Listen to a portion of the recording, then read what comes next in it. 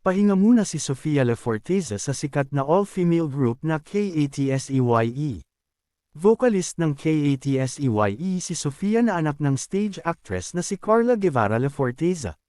Bibigyan daw muna nito ng oras ang kanyang mental health, siya ang pangalawa sa popular girl group na mamamahinga muna. Nauna na si Manon Bannerman.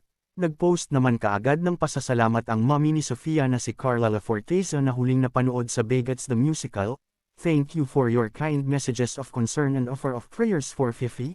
Samantala, nagsama naman ang dalawang sikat na P-pop, ang Bunny at SB19, sa isang photo op sa Rohnert Park, California, kung saan spotted ang SB19 na nanood ng Signals World Tour sa Los Angeles ng Bunny.